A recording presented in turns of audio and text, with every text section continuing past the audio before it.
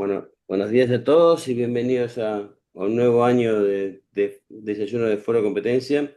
Este año nos toca un año especial porque festejamos los 25 años de la creación del foro, así que empezamos de la mejor manera con Elisa Mariscal, que nos ha aceptado la invitación para hablar sobre un tema eh, que ha ido creciendo bastante en los en los últimos años, que es todo el tema de la evidencia económica dentro de los casos de competencia. Y bueno, sin más, Elisa, te dejo la palabra. Buenísimo, pues muchísimas gracias, Julián, por haberme invitado a este foro y además 25 años no es menor. Justo estábamos platicando que el ICN cumple 25 años también, entonces, eh, muy interesante lo que está pasando este año y me da mucho gusto ver y leer caras conocidas. Entonces, bueno, pues voy a Patrícia, empezar a... como que era para me dar uma ajuda aqui no webinar? Da- Ok. Entonces voy a empezar a hablar sobre mi tema de hoy y yo creo que yo les pediría que escriban en el chat, conversemos más que sea algo tan formal de yo hablando por un tiempo fijo y no podamos intercambiar ideas. Entonces voy a comenzar hablando por qué escogí el tema de evidencia pericial en competencia en este momento. El año pasado fue un año crucial de discusión importante sobre evidencia pericial en Reino Unido. Eh, la nueva juez, ¿no? La nueva juez presidenta del CAT se molestó muchísimo por algunos de los resultados de un par de casos en donde consideró que los peritos no estaban siendo Isso aqui independientes, no para ver. estaban cumpliendo Ei, con el deber. não está saindo som, não estou. Eles não estão te ouvindo, é isso? Hein? Não, eu não Joao, estou ouvindo o que eles estão falando. Aqui, o Tá vídeo, baixo? No sé si áudio. se puede poner mute para que podamos. Ok. Entonces, Madam Justice Bacon se molestó mucho de esta situación y esto culminó en una nueva directiva de prácticas, principalmente dirigida a los peritos económicos que ve el CAT en diciembre del año pasado. Coincide también, y sin ninguna coordinación, con que Estados Unidos, el Poder Judicial, volvió a escribir una actualización de el Reference Manual for Scientific Evidence, en su cuarta edición. Entonces, aunque no parece que se hablaron ninguna de las dos autoridades, hay un interés renovado en este tema y uno pensaría que Europa va a opinar algo de esto, porque la última directiva para evidencia pericial de Europa es de 2011. Entonces ya son 15 años desde esa directiva hasta ahora para estar hablando de ese tema y además estamos viendo cada vez más el problema de el uso de inteligencia artificial en, en la elaboración o en el apoyo a reportes expertos. Entonces, eso va a ser otro tema relevante que discutir, ¿no? Entonces, básicamente, yo dividí mi presentación hablando de 6 puntos centrales. El primero es un poco explicar cómo y cuándo se utiliza la evidencia pericial en un caso de competencia. El segundo es si el rol de un juez es actuar como guardián, como un gatekeeper de la evidencia. Ese es el caso en Estados Unidos, ese no es el caso en Reino Unido. Entonces, en Estados Unidos, toda la evidencia pericial pasa por un proceso de admisibilidad Y eso quiere decir que cuando llegamos al juicio, la evidencia económica ya es la evidencia que se considera admisible. En Inglaterra, la evidencia económica no pasa por ese filtro de admisibilidad, sino de peso. Entonces, de ahí un poco la frustración de los jueces del Competition Appeals Tribunal, del CAT, sobre el volumen de evidencia que están teniendo que recibir y que revisar, y cómo van a ponderar el peso de toda esta evidencia, ¿no? Y después, el siguiente punto es cuándo es que el experto está cruzando una línea entre un análisis objetivo y franca abogacía, que eso se considera que es el rol de un abogado, no el rol de un experto técnico. Sin embargo, hay diferentes matices en cómo se está utilizando este término, ¿no? En el Manual de Evidencia Científica de Estados Unidos se habla sobre el problema de overreach, ¿no? Que están sobrepasando su rol los expertos. Mientras que en Inglaterra la principal queja del CAT, y vale la pena si quieren leer, hubo una plática que es pública de Ben Tidswell en diciembre también, donde habla del problema de independencia y la motivación para la directiva. Eh, y el problema de independencia se ve con mucha gravedad en Inglaterra precisamente porque el rol del perito en el CAT es un deber a la corte. Es decir, el perito tiene que actuar como si fuera un empleado de la corte, que es muy diferente del rol del perito en Estados Unidos, donde está ahí para apoyar a los decisores. Entonces, un rol de apoyo no es lo mismo que un rol de deber. Ahora, ¿por qué estoy trayendo todo esto un poco a la mesa? Bueno, esto nos debería de informar para que pensemos qué es lo que queremos ver en América Latina, ¿no? En donde entiendo que Argentina ahora tiene acciones privadas o tendrá acciones privadas, en donde México eventualmente deberá de tener también eh, casos que tengan que ver con daños derivados de procesos de competencia, aunque el caso del IMSS creo que ya va a cumplir 17 años o más y todavía no ha llegado a ese punto. Y creo que Brasil es quien lleva la delantera en esto, pero entiendo que es principalmente para procesos administrativos y no para procesos civiles. Entonces, tenemos que pensar en cómo va a funcionar este tipo de evidencia técnica en las diferentes maneras de analizar los casos, ¿no? Y bueno, la última parte, las últimas dos preguntas que voy a tratar de abordar son mucho más técnicas, que es qué es lo que ha dicho el CAT sobre la evidencia econométrica y si eso es algo que nos interesa analizar en América Latina. ¿Y qué quiere decir esta solución que es el hot tubbing y los Joint Expert Statements, los JESs que tenemos en Inglaterra y si pueden ser aplicables y cómo podríamos aplicar esos conceptos para que realmente sean útiles para los decisores, que son los jueces finalmente, o inclusive las autoridades administrativas?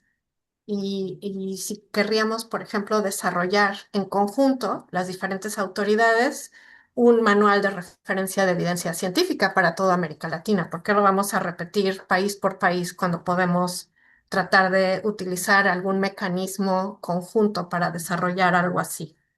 Este, entonces, bueno, esa es un poco la estructura de mi plática. Voy a comenzar por el cómo y cuándo utilizamos la evidencia pericial en un caso de competencia. Eh, y básicamente son 6 etapas. La primera etapa es la certificación de la clase, por ejemplo. Luego vienen los informes, lo que llaman informes afirmativos, que son los reportes de expertos, en donde los expertos están planteando cuáles son los análisis que van a hacer respecto al caso de competencia. Estos se entregan de manera simultánea para que no haya ninguna ventaja de un experto o del otro de haber leído los casos secuencialmente. Vale la pena decir que en Inglaterra ya tenemos casos en donde la certificación fue rechazada. Hay un caso de Riefa versus Apple y Amazon en donde se rechazó la certificación de la clase, pero no es lo común. Hasta ahorita la barra ha sido muy baja precisamente para impulsar todos estos casos de acciones colectivas y no entrar en toda la discusión que sí hay en Estados Unidos sobre certificación. Luego están los informes afirmativos y de réplica. Y finalmente, una vez que ocurren estos dos procesos, viene la declaración conjunta. Entonces, los jueces piden que los expertos se sienten en lo que ellos llaman un cónclave sin abogados y escriban en dónde están de acuerdo, en dónde están en desacuerdo y si esos elementos de desacuerdo son sustantivos o no, si cambian la dirección del caso o la dirección del análisis. Una de las cosas que ha sido como particularmente fuerte después de la directiva de diciembre de 2025 es que Madam Justice Bacon impuso límites de páginas, no más de 60 páginas. Esto viene como una sobrereacción a que tuvo que leer, por ejemplo, para el caso de Qualcomm, más de 2.000 páginas por reporte. Pero como muchos economistas que están aquí podrán ver, es muy difícil demostrar que uno está siendo independiente, que la manera en la que lo hacemos en general, muchos de los economistas hacemos nuestras citas, ¿no? No dije esto yo, esto lo dice esta teoría, esto lo dice este paper, ¿no? Eh, no me creas porque soy experto, sino créeme porque estas son mis bases técnicas para establecer esta conclusión. Y es muy difícil hacer eso con 60 páginas. 60 páginas de un reporte afirmativo, 60 páginas de un reporte de réplica y 60 páginas de una declaración conjunta de expertos, que es el JES. Y ese es ahorita el límite al que están sujetos los informes de los expertos, ¿no?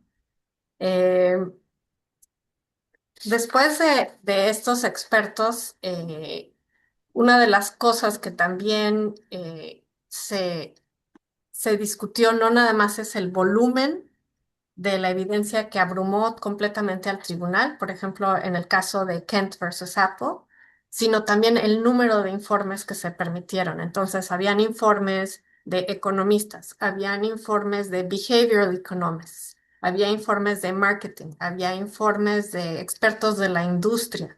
Llegó un momento en que no era factible para el tribunal revisar todos esos alegatos, ¿no? Entonces, bueno, ese es el primer punto sobre el problema de cómo y cuándo se utiliza esta evidencia, porque en este momento la evidencia se ignora cuando tenemos una cantidad tan abrumadora de evidencia que no es útil para el tribunal, ¿no? Entonces, la siguiente pregunta que se planteó el tribunal es si el juez puede actuar como guardián, si puede excluir evidencia o si es suficiente con ponderar el peso que se le debe de dar a la evidencia. Entonces, ahorita estamos frente a dos sistemas, ¿no? El sistema americano, que es un sistema de admisibilidad, y el proceso, el filtro de admisibilidad en Estados Unidos es el filtro de los factores Daubert, que son 5. Y por el otro lado está el sistema de peso, que es el sistema que utiliza el CAT y que probablemente sería el sistema más compatible con nuestros sistemas en América Latina. Entonces voy a hablar un poquito de los 5 factores Daubert porque son muy útiles para filtrar evidencia independientemente de que el juez no necesariamente tenga un rol de gatekeeper o de guardián de la información, ¿no? Entonces, el sistema Daubert realmente me tuve que meter a ver esto para otra discusión que hemos estado teniendo en Reino Unido sobre esto. Comienza en 1923, con el caso Fry, que habla sobre la admisibilidad general de una teoría. Entonces, el último factor, Daubert, es un factor que se llama de aceptación general. Si la teoría es de aceptación general, si decimos que la demanda tiene una pendiente negativa y todos los economistas tenemos una aceptación general sobre eso, estamos cumpliendo con el estándar Frey, que es el quinto factor del sistema Daubert. Los otros factores vienen precisamente del caso Daubert de 1993, que el primero es testabilidad, si la teoría puede ser sometida a prueba. El segundo es si ha sido revisada por pares y publicada. El tercero es si hay una tasa de error asociada con esta teoría que se está aplicando y si es conocida o si potencialmente pudiera medirse. Y el cuarto es si hay estándares o controles que pueden regir la metodología de alguna manera. Y estos 5 factores se establecieron en el tema de el caso Daubert, que llegó a la Suprema Corte, pero han sido refinados con 3 diferentes pruebas a partir de entonces. Entonces, el primero es el caso Joyner, que dice que la teoría o el método no nada más es lo que debe de ser confiable, también la aplicación. Entonces puede ser que tenemos una teoría confiable, que tenemos la tasa de error para la teoría, pero necesitamos también verificar si una vez que se aplica esa teoría también es confiable y es acorde con los hechos. Y lo que la Corte dice es que cuando no existe una coherencia entre teoría y aplicación, estamos frente a una situación en la que uno le tiene que creer al experto porque lo dijo, ¿no? Ipse dixit es el término que utiliza la Corte, que creo que es algo en lo que todos los expertos economistas tratamos de no hacer, ¿no? Que no nos tengan que creer porque somos expertos y nuestro currículum se ve bonito y eso es lo que decimos, ¿no? Después, el siguiente caso importante para el factor Daubert es Kumho-Tyer en 1999, donde dice que no es solamente la evidencia científica la que está sujeta a los 5 factores Daubert, sino la evidencia no científica. ¿Por qué lo hace? Bueno, Kumho Tire trata de un experto en llantas, entonces, pues una persona que tiene muchísima experiencia en manejo de llantas, no necesariamente es un doctor en llantas, pero tiene una experiencia, una base que puede dar suficientes elementos para poder analizar esto. Entonces, se habla sobre el proceso de que es evidencia, no científico, en donde tiene que estar el énfasis en el análisis, ¿no? Y finalmente está la regla 702, que es la regla que regula a los peritos en Estados Unidos, que se escribió en los años 70 y en su última iteración, que es la de 2023, eh, habla sobre lo que llaman la sobredeclaración pericial o el overreach, ¿no? De un perito, cuando está yendo más allá de lo que se le pidió y ya está haciendo una labor de advocacia o persuasión, que es la labor de los abogados, pero no es la labor de los peritos. Entonces, esa regla enfatiza que la opinión del perito no puede ir más allá de la ciencia que soporta. Entonces, esto es el filtro de admisibilidad en Estados Unidos. Y si pensamos en el Reino Unido, no tenemos un filtro de admisibilidad, tampoco porque no hay un jurado. Parte del problema de admisibilidad viene porque el juez está siendo un gatekeeper para el jurado, que es quien va a tomar la determinación. Y en el Reino Unido lo que tenemos es un sistema de peso, ¿no? La evidencia toda va a llegar a juicio y la confiabilidad de esa evidencia tiene que ver con el peso de la evidencia. Y han habido casos en el que el tribunal puede decidir ignorar completamente la evidencia. Tenemos, por ejemplo, 2 casos importantes en donde eso sucedió.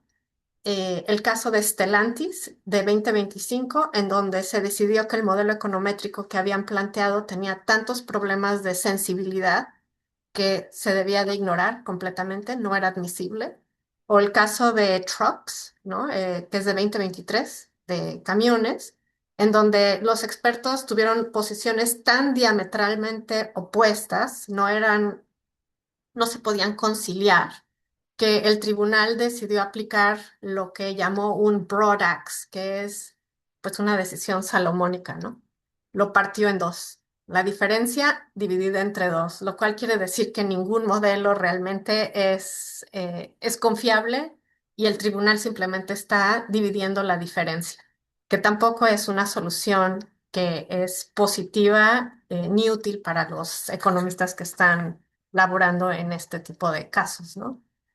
Este, lo que ilustra estas dos formas de acercarse al problema de evidencia económica es también dos formas en las que las diferentes autoridades o las diferentes jurisdicciones toman a los expertos económicos. En Estados Unidos tienes a un experto cuyo rol es ayudar al jurado, a quienes van a lo que llaman el trier of fact. Y entonces Inglaterra está hasta cierta manera entendiendo que los expertos van a ser contratados por una parte, pero que su labor es ayudar a quien va a tomar la decisión. Y eso es válido mientras su metodología sea sólida, mientras el proceso científico que vayan a seguir sea un proceso sólido. En el Reino Unido, el experto tiene un deber al tribunal. Entonces, tiene que tener un rol casi como si fuera parte del tribunal en la ayuda al juez. Entonces, esto quiere decir que tiene una responsabilidad mucho más grande hacia el juez y también por eso el backlash, ¿no? El enojo de los jueces con las decisiones que ocurrieron el año pasado para que llevara a una guidance, a un practice directive que tuvimos en diciembre, ¿no? Ahora, ¿qué es lo que esto implicaría para América Latina, por ejemplo, ¿no? Entonces, bueno, el el proceso de admisibilidad de Estados Unidos, por un lado, es muy útil porque filtra todo lo que sería ciencia basura, ¿no? Filtra todo lo que está distrayendo al tribunal del tema central, pero por el otro lado requiere de que quien está filtrando tenga una formación técnica sofisticada para poder saber qué entra y qué sale, ¿no? Y requiere de tribunales especializados hasta cierto punto que puedan hacerlo. Probablemente una agencia de competencia esté en la posición de hacerlo, pero de nuevo esto será algo que hay que considerar. Por el otro lado está el mecanismo del Reino Unido que es sobrepeso, ¿no? ¿Qué tanto peso tiene la evidencia que están analizando? Esto, por un lado, le permite tener más flexibilidad, permite al juez preguntar de forma directa al perito. No es necesario tener una audiencia separada, sino en el mismo juicio se le puede preguntar al perito y además esto abre la puerta a los hot tubs, ¿no? En donde el juez puede pedir que los peritos se sienten, se hablen en frente de él y el tribunal está escuchando todo antes de decidir. La desventaja es precisamente lo que ha pasado en Reino Unido, que tienes una batalla de peritos en donde los peritos toman posiciones extremas, los jueces tienen que poner un broad axe o definitivamente excluir un montón de evidencia que consideran que no está siendo útil, ¿no? Entonces, tal vez para América Latina sería útil pensar en si podemos tener alguna posición híbrida en donde podamos tener una primera fase de admisibilidad siguiendo factores tipo Daubert y una vez que tengas un filtro general de admisibilidad, entonces caigas en el peso de la evidencia, pero estas son cosas que sería importante poder ir conversando, ¿no? Estoy leyendo. En Panamá hay peritos nombrados por la autoridad de competencia, otros por las partes demandadas y otros por el tribunal. Eh, entonces, en Estados Unidos, las partes son quienes nombran a los peritos. En Europa están habiendo tribunales que nombran a sus propios peritos. En Reino Unido hay tribunales de parte nada más. Yo creo que una cosa que es importante pensar con cuidado, por ejemplo, en México, y Ernesto Estrada está aquí también para platicar de eso. Uno de los problemas más grandes, los abogados, cuando surgieron los tribunales especializados en México, consideraron que la manera más fácil de resolver el problema era tener peritos de juez. Eh, pero una de las cosas más ilustrativas que hubo en ese momento fue cuando fuimos a leer las listas de quiénes eran los peritos aprobados para los tribunales mexicanos y habían solamente dos economistas. Entonces, la probabilidad de que esos economistas no sean parciales cuando tienes una lista tan pequeña es Una eras enorme. tú. No, yo no era. Yo tuve que hacer un examen para hacer. Nadie conocía a esos economistas. Después fue que decidieron que necesitaban más economistas y abrieron exámenes para que hubieran más economistas. Yo creo que ahora ya hay como 25. Ahora sí, una de esas, no sé si sigue siendo yo, pero sí, este, pero es muy riesgoso, ¿no? Es muy riesgoso porque eso se presta a mucho abuso. Entonces, y no necesariamente en mi experiencia viendo a los peritos de jueces, necesariamente esos peritos de jueces saben competencia para empezar, ¿no? Hay muchos que se fueron inscribiendo, que son economistas, pero que no entienden nada sobre el proceso ni nada de eso, ¿no? Entonces, hay que tener mucho cuidado con esos peritos neutrales de jueces. Yo creo que es mejor saber muy bien qué parte recomendó a qué perito. Hola, Germán. Ketty, yo levanté la mano porque Sí, quería hacerte una pregunta. Estaba esperando que pasara un poco más de tiempo, pero ya que empezamos con esta interacción, te la quería hacer. A mí me parece que un tema bastante crítico cuando uno escribe un informe técnico, digamos, para un caso de competencia, en general acá en Argentina, la enorme mayoría de informes son informes que uno escribe para presentar ante la autoridad de competencia, no ante jueces de instancias superiores. O sea que vamos a plantear el tema básicamente en ese caso, ¿no? Viene una empresa y lo contrata para hacer un trabajo para presentar ante la autoridad de competencia en un caso en el cual o está denunciada o es el denunciante o está pidiendo autorización para una fusión o adquisición. Y hay una cosa que a mí me parece que es como medio el punto más importante para el perito que está escribiendo es qué obligación tiene uno de decir todo la verdad, en el sentido de que como uno es contratado por alguien que le va a pagar para que uno escriba un informe que le sirva a ese que le va a pagar. Entonces, si es el denunciante, lo que quiere es un informe que le sirva en su denuncia. Si es el que es denunciado, quiere un informe que le sirva para defenderse. Y si es una empresa que quiere hacer una operación de fusión o adquisición, es un informe que quiere para que le aprueben la fusión o adquisición. Entonces uno hace el análisis y le da el resultado al revés. O una posibilidad es que le dé el resultado al revés. ¿Qué obligación tiene uno de eso ponerlo? Porque uno sabe que si uno hace un informe así, se lo da a la empresa ni siquiera lo presenta, por lo menos como es acá el sistema en Argentina. Que eso puede tener o sea, a mí me ha pasado alguna vez de escribirle un informe y decirle, mira, esta fusión no te la van a aprobar, que pasa esto, esto, esto. Y básicamente para lo que terminó sirviendo es para que no la hicieran, ¿no? La fusión, o por lo menos no presentaran el informe. Pero, digamos, si uno está haciendo un informe pagado por una de las partes, ¿hasta qué punto el perito ese tiene la obligación de decir cosas que van en contra del interés del que le está pagando?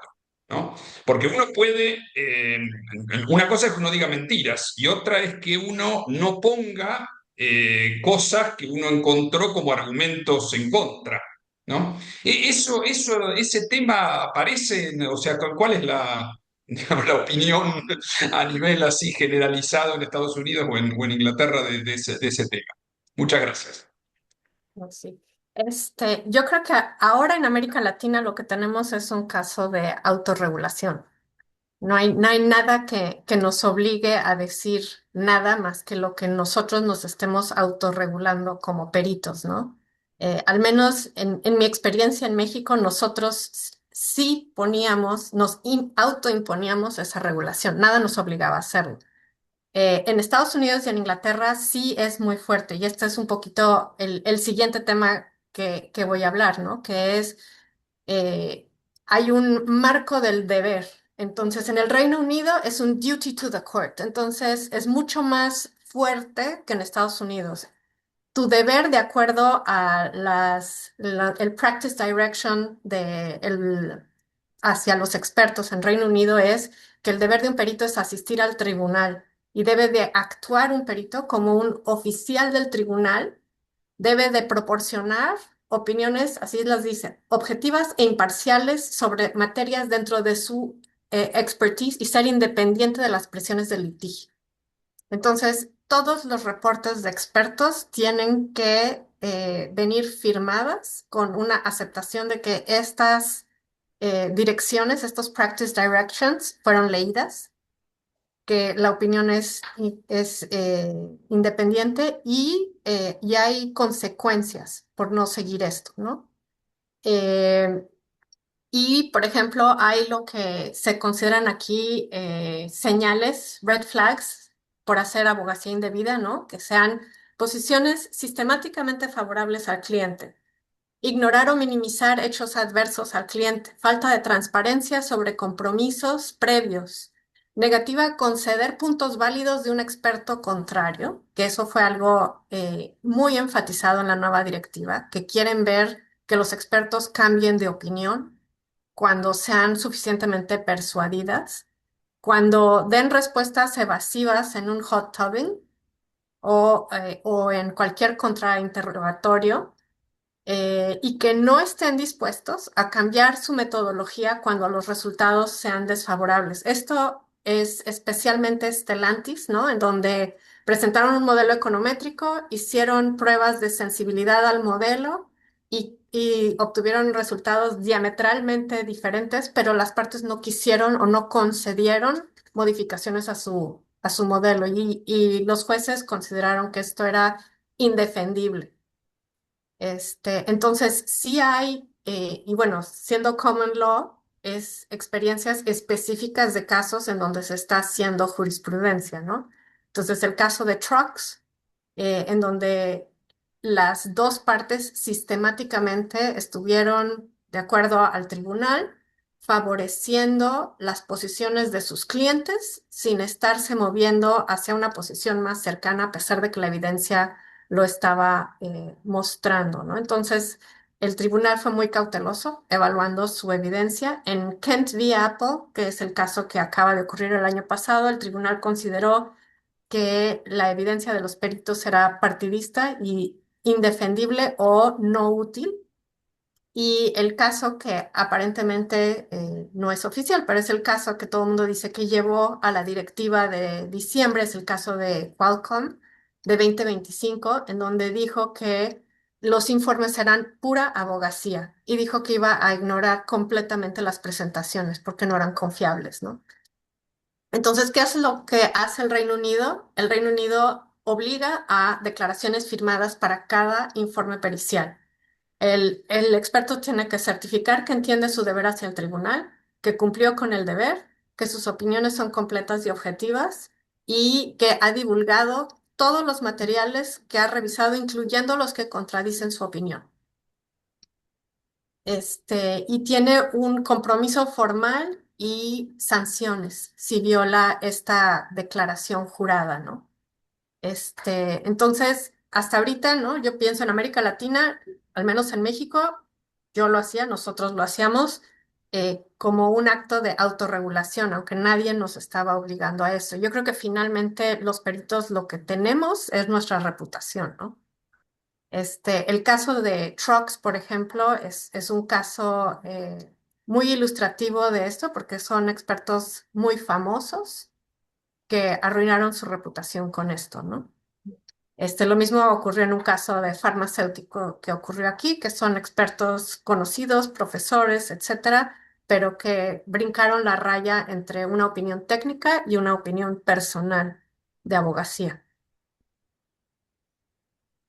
Este, no sé si con esto respondí la pregunta, pero eso sería más o menos la idea, ¿no? Sí, Este, sí, muchas gracias. Bueno, y sí, no, que hay un antecedente en Argentina de hace varios años en la cual se presentó un informe para definir el mercado y la comisión le respondió en el dictamen diciendo, bueno, las partes presentaron un informe diciendo que el mercado es X, pero el sentido común indica que el mercado es Y. Así que eso es más bravo todavía, digamos, que digamos, no solamente digamos, Igual lo que pasa que las autoridades de competencia, en realidad, ellos tienen sus propios expertos que son sus empleados. Entonces, de hecho, en Argentina es como que es innecesario presentar informes. O sea, no es, no digo innecesario, sino que no es obligatorio. O sea, hay muchos casos de defensa de la competencia que nadie presenta ningún informe económico y que el análisis económico lo hace estrictamente la comisión y listo, que tiene la obligación de hacerlo. Entonces, ese caso es como que ignorar un informe económico también es algo relativamente común que pasa. A veces pasa, como dijo Julián en ese caso, donde explícitamente en el dictamen pusieron, recibimos este informe y nos pareció que estaba mal por esto y por esto. Pero muchas veces directamente ni hacen referencia. Dicen, recibimos este informe, punto. Y no, ni dicen, ni dicen nada. Después uno ve en algún lado encuentra que o lo usaron o no lo usaron según les pareció, ¿no? Pero eso, claro, es diferente a una situación en la cual después, por ejemplo, el caso llega ante un juez donde tiene que comparar un informe con otro, ¿no? Entonces, yo creo que también en ese sentido, cuando uno hace un informe para presentar ante una autoridad de competencia, es diferente a un informe ante un juez que no tiene su propio staff de peritos que lo asesoran, que serían sus propios empleados en el caso de una autoridad de competencia, ¿no? o que todos tuviéramos el sistema chileno, ¿no? Donde tienes un tribunal de defensa de la libre competencia con economistas y abogados, ¿no? Que es un poco parecido al CAT. Este, que no sé, que también es otra cosa que considerar, pero es sin del problema de una autoridad con todo ahí adentro, ¿no?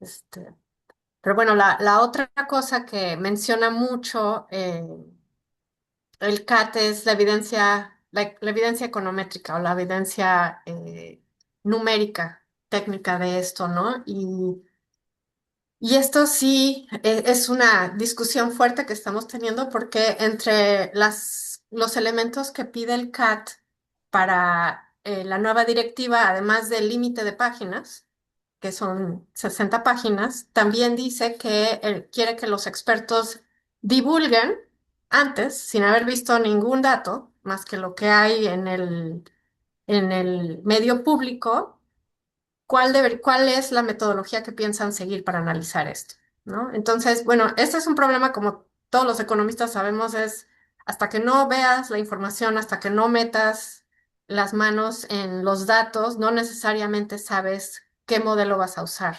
Y ese modelo puede cambiar dependiendo de la información que vas recibiendo, dependiendo de muchas cosas. Pero el CAT dijo que va a dar mayor peso a técnicas que identifica el perito antes de que se analizan los datos.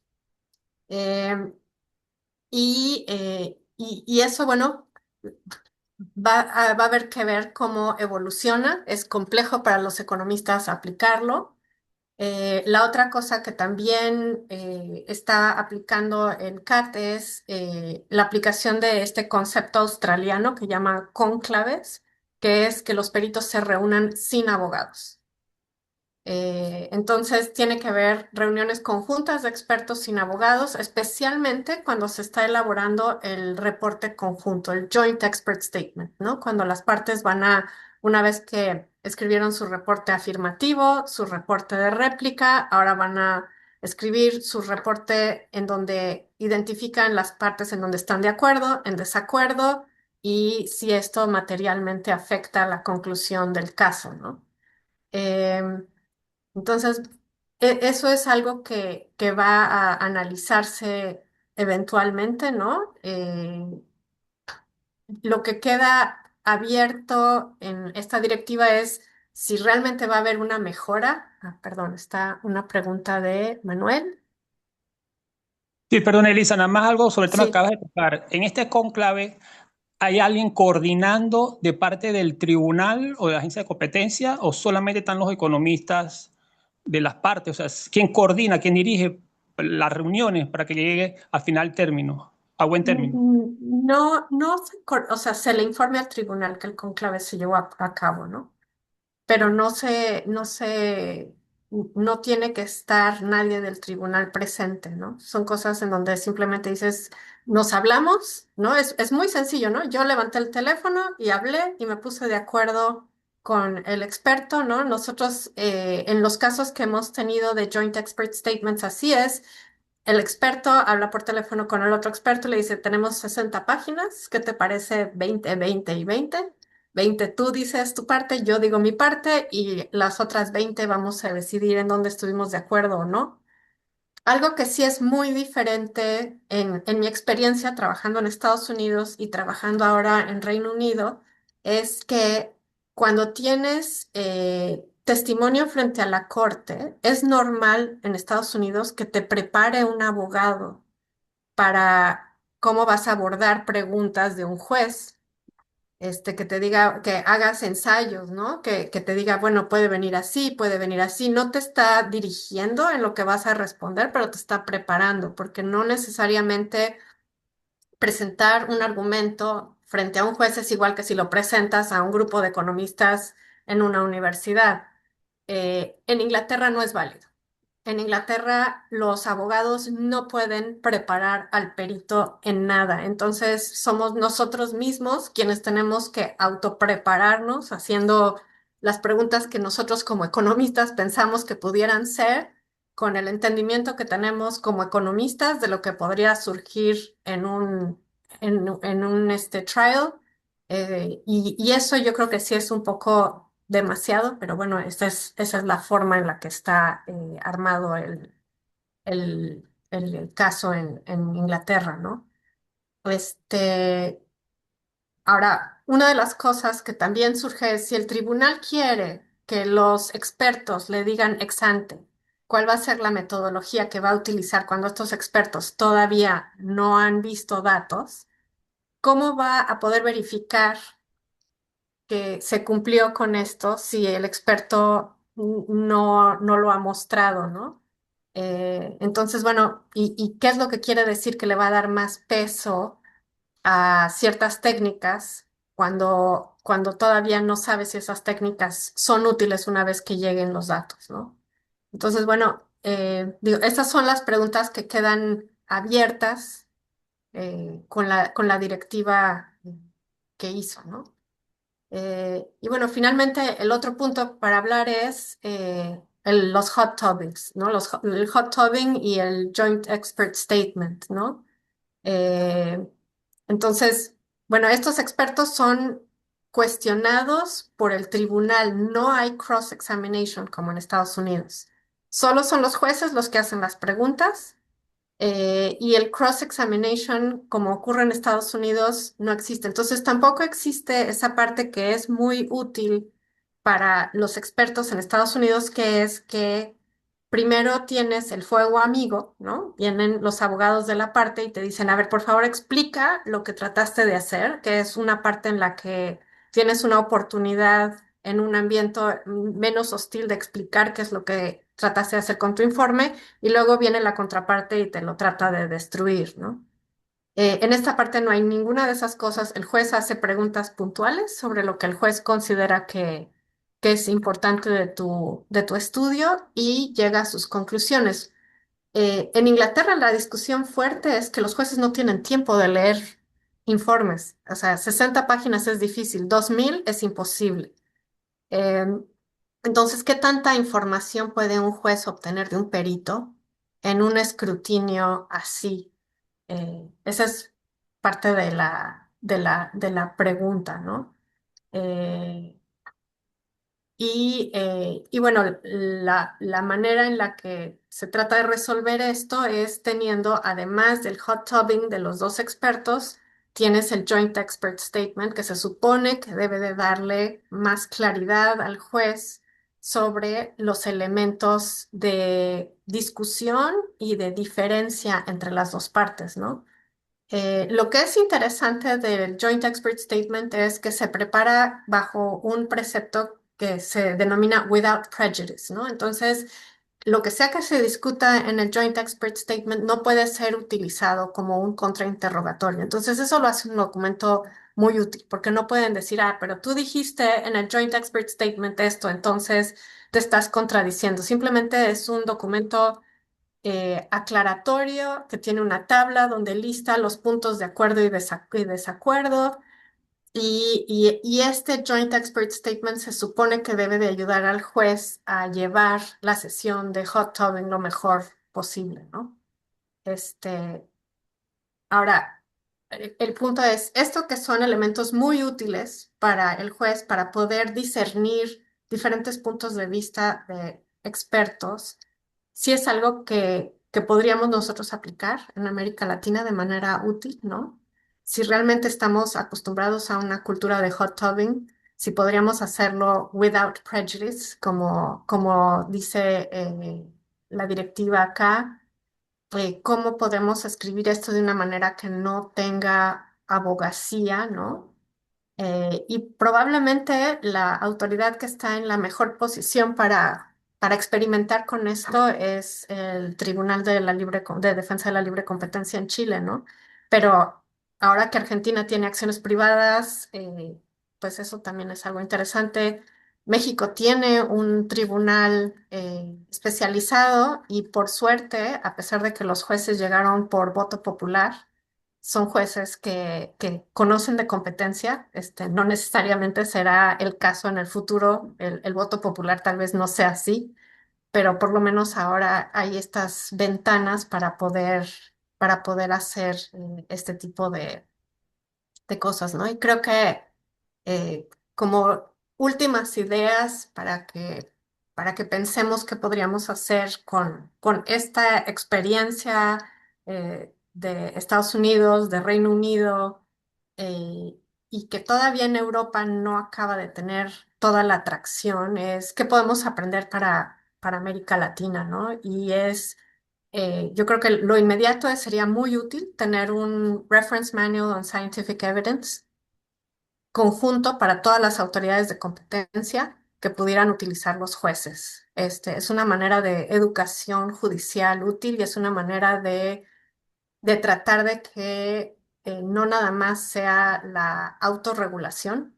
la que esté determinando la independencia de peritos, la veracidad de los reportes periciales que recibe ya sea la autoridad o el Poder Judicial en algún momento, ¿no?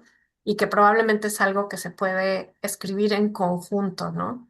Entre un consorcio de autoridades, de académicos, algo que fue muy criticado es que la directiva del CAT es una directiva que solo aborda los problemas que el CAT ha visto interactuando con peritos, pero que no entiende el proceso técnico y científico que hacen los peritos al presentar información, como esto de, quiero que sean independientes, pero en 60 páginas. Quiero que me digas tu metodología, pero tal vez tu metodología vaya a cambiar porque no has visto los datos y cómo voy a hacer con eso. Y el manual que escribió el Federal Judiciary Center lo escribe con el National Science Foundation, lo escribe con una serie de cuerpos académicos que pueden explicar la naturaleza de la inquisición científica y no científica, ¿no? Y aunque yo no lo he leído, porque son 1700 páginas, he leído un par de capítulos, pero ahí hay dos nuevos capítulos sobre inteligencia artificial y el uso de esto en la corte. Yo creo que eso es increíblemente interesante que vayamos leyendo y pensando también. Este, y bueno, básicamente, pues esa es un poquito mi mi plática. No sé si quieran conversar más. Les estoy dejando 5 minutos para conversar, pero creo que hay muchas cosas muy interesantes que podemos tomar. Paulo. Muchas gracias. ¿Me escucha bien? ¿Sí? Sí. Sí. Muchas gracias por la ponencia, Elisa. A mí me gusta mucho este tema y un gusto verte a ti y a todos. Mira, un comentario, si tiene algo a reaccionar. Desde la perspectiva de la OCDE que yo veo en los últimos años, hay por lo menos dos puntos centrales que tú mencionó en tu ponencia. Uno, esta cuestión de conflicto de interés, como, como cómo hacer con el tema de conflicto de interés. Pero también hay un tema de simplicidad que es de comunicación, es decir, cómo comunicar un tema complejo como competencia, que hay mucha economía, para jueces que en general son juristas que no tienen conocimiento aprofundado de economía, de competencia. Mi pregunta o comentario está en ese segundo punto. Desde tu práctica, experiencia, ¿qué he visto de maneras como comunicar un informe para un juez jurista que no es especializado en competencia, de manera que sea comprensible, pero que también no sea superficial? Es decir, la límite de página que mencionó es un poco pintoresco en el sentido que yo creo que por detrás quizá hay esta preocupación de simplicidad, pero cada caso es un caso, es muy difícil decir, limitar el número de páginas. Pero quizá algunas técnicas, algunas estrategias, no sé si tiene algún comentario, alguna historia que pueda compartir. Evitar econometría, por ejemplo. Los economistas les encanta hacer regresiones y econometría, pero quizá para algunos asuntos, sobre todo de daños, para jueces no especialistas, yo tengo la impresión que quizá lo más simple posible sea más convencible, es decir, más persuasive, en el sentido que un juez tiene que se convencer que aquel cálculo, que aquella estimativa de daño sea una estimativa razonable. No sé si tendría algo a Sí, reaccionar sí. con base en tu experiencia. Sí, no, muchas gracias por la pregunta. Yo creo que sí hay mucho que decir. Entonces, por ejemplo, yo comencé mi práctica en Estados Unidos. Entonces, cuando yo veía los reportes de los expertos, eran escritos de una manera muy sencilla, pero eran muy largos. ¿Por qué? Porque toda la complejidad iba a los apéndices, ¿no? Y en ese momento, cuando empecé, que fue en el año 2000, eh, que alguien como te dice, to be hit with a Daubert, ¿no? Que alguien dijera que te iba a descalificar porque no estabas cumpliendo con un Daubert, era kriptonita, era lo peor que te podía suceder. Ahora parece que el Daubert es así como lo siguiente, ¿no? Ya revisé esto, ahora mándale un Daubert, ¿no? Y todo el mundo tiene un Daubert. Ya llega un momento en que ya deja de tener esa fuerza que tenía. Eh, pero creo que nunca vi un reporte en donde alguien no estuviera tratando de poner solidez a sus comentarios. Tú no podías decir cosas sin poder poner un backup, ¿no? ¿Por qué? Porque el juez lo iba a leer, pero si querías saber de dónde venía, tú le tenías que decir de dónde venía. Para mí, llevo en Inglaterra ya casi 2 años. Uno de los shocks más grandes que tuve cuando me senté a leer un reporte de un experto contrario fue todo el reporte era de esto es así porque ya lo revisé y yo soy el experto. Y esto es así porque como experto yo sé que es así. Yo no podía creer que esta fuera la práctica que tuviera, o sea, en América Latina nunca leí ningún reporte de nadie en donde un experto no dijera o tratara de justificar una conclusión, que sí lo he visto en Inglaterra. Entonces, estoy completamente de acuerdo contigo en cuanto a la comunicación. O sea, finalmente el experto tiene que comunicar, pero algo que yo he platicado un poco con los barristers, que son los litigantes aquí, es que dicen, y creo que es una falta de conversación entre abogados y economistas, en donde dicen el rol que se le olvida a los economistas es que se preocupan mucho más de su argumento económico y se olvidan que su argumento económico está desenvolviéndose dentro de un ecosistema de persuasión. Eh, Ahora, eso podría sonar peligrosamente a falta de independencia. Pero es cierto, no, cuando nosotros escribimos en el ámbito académico, nos estamos leyendo, estamos teniendo disputas intelectuales, ¿no? Yo pienso que este es el modelo, yo pienso que, pero aquí la disputa tiene una parte intelectual, pero es dentro de un ámbito de persuasión hasta el límite donde estás de acuerdo con ese argumento. Y creo que valdría la pena tener más conversaciones así entre economistas y abogados para mejorar la comunicación, porque defender un modelo por el modelo mismo no es el objetivo de tener expertos en tribunales. Esteban, Esteban. Gracias, Elisa.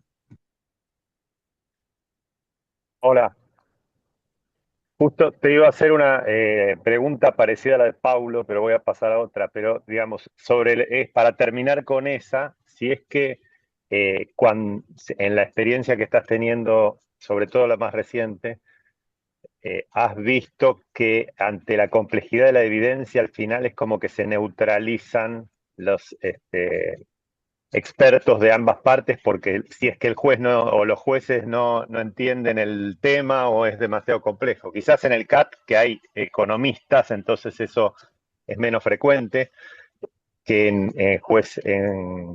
digamos, instancias donde son jueces abogados. Y el otro punto es si es que has visto que ha perdido, porque en cierto debate internacional hay más recientemente como cierto retroceso en la evidencia económica o en la economía utilizada para los casos de competencia. Como que ha habido cierta, o por lo menos noto cierta tendencia a discusión más regulatoria, más digamos, presunciones y más análisis jurídico que la evidencia económica y el razonamiento económico o el análisis de efectos está perdiendo peso. ¿Cómo lo has visto? Si es que tenés tiempo en lo que resta para contestar. No, yo con mucho gusto me tomo, si Julián no tiene problema, me tomo sí, sí, 5 minutos más. sí, sí, lo que, digamos, no, lo que tú quieras. Sí, sí. Bueno, yo creo que la primera sobre la neutralización de las opiniones, Esteban, a ver si lo logro entender lo que me planteaste. Yo creo que el problema principal, más que, o sea, y ahí es donde viene el problema de conversación entre economistas y abogados, ¿no? Entonces los economistas se ponen a trabajar, hacen muchísimo trabajo, ¿no? Presentan muchos análisis eh, y los jueces no tienen tiempo de leerlo. Yo sé que nosotros desde América Latina volteamos a ver a Europa y decimos, bueno, tienen todos los recursos, hay economistas sentados en el CAT, pero estos pobres jueces apenas y tienen tiempo de hacer una cosa y la otra, y luego tienen que leer un volumen gigantesco de información que no es humanamente posible si no tienen un sistema de clerks como tienen en Estados Unidos, mucho más apoyo, filtros, etcétera. Entonces, más que neutralizarlas, porque neutralizar las opiniones entre economistas habla de que se están leyendo, ¿no?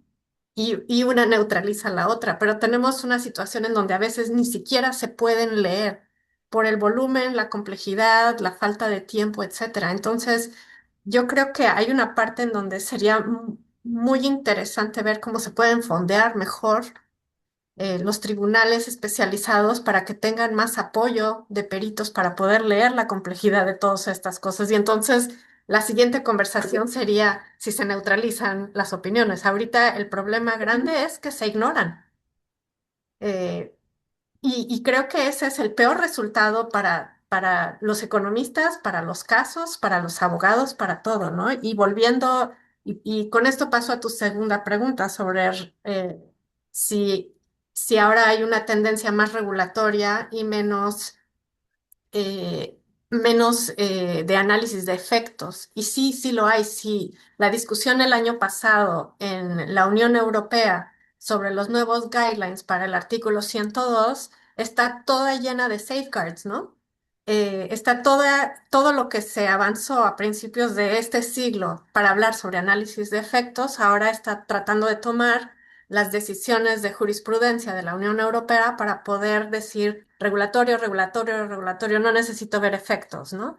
Y eso habla del problema cuando hemos llegado a una complejidad tan grande como economistas, que nuestro trabajo como economistas complica en vez de facilitar una política pública. Porque finalmente todo esto es por una política pública, ¿no? Entonces, bueno, pues ahí estamos, ¿no? Manuel, Gracias. No sé, Manuel, si tienes una pregunta corta, porque me preocupa tomarme el tiempo de todo el mundo, pero con mucho gusto. Sí, sí, son dos preguntitas cortitas. Nada más por curiosidad, si las 60 páginas incluyen lo que son los anexos, porque a veces uno tiene contenido, digamos, y después están los anexos. Incluye todo, incluye Gracias. todo. Y la otra pregunta que quizás ya la respondiste, ¿qué tanto están usando los jueces la parte económica en los fallos? Creo que dijiste como que como lo están ignorando, al final como que no están usando la parte económica en los fallos últimamente. Sí la utilizan, o sea, la parte económica sí la utilizan. El problema es si leen todo, ¿no? Y bueno, el hecho de que el CAT tenga economistas creo que es muy importante porque toda esta parte compleja de econometría y de análisis tienen una persona que puede analizar eso. Eh, Ahora, el punto que están diciendo es que a veces la parte económica está desviando de la aplicación de política pública. Finalmente ese es el propósito de la política de competencia, ¿no? No es validar modelos económicos, es el funcionamiento eficiente de mercados, que no haya daño al proceso de competencia, que no haya daño al consumidor final, y eso no se puede perder de vista, ¿no? Bueno, buenísimo. con eso yo termino. No terminás porque la tradición indica que el invitado tiene las palabras finales, así que eh, eh, tenés ahora tu oportunidad para dar tus palabras finales, digamos, del evento. Pues me da enorme gusto verlos a todos. Muchas gracias por esta conversación. Creo que sería genial que pudiéramos ir construyendo y dejando al lado la autorregulación de la evidencia económica en América Latina, que dependa de profesionistas que tratan de hacer su trabajo bien y que hayan reglas para que haya trabajos independientes, etcétera. Sería genial poder hacer en conjunto un reference manual con scientific evidence y qué bueno que está Paulo acá, y que puedas tomar la batuta de la OCDE y guiarnos, ¿no? Y me parece súper emocionante que Argentina tenga acciones privadas, que es una oportunidad para empezar de cero, pero no reinventar la rueda, como decimos, ¿no? Y qué suerte que en México nuestros tribunales especializados sigan teniendo jueces que saben un poco de competencia y hay que aprovechar esa ventana, ¿no? Y muchas gracias por tenerme acá. Buenísimo. Un millón de gracias, Elisa, en nombre de todos. Y bueno, el próximo desayuno también tenemos a un economista como invitado, digamos. En realidad, el próximo es un economista y el siguiente es un abogado que trabajó mucho tiempo en una consultora económica. Con lo cual, seguimos con el tema. El próximo desayuno es el 30 de abril y va a hablar Jorge Padilla. Así que bueno, espero verlos el mes que viene. Así que muchas gracias a todos y estamos en contacto. Chao. Ah. Gracias, muy bueno.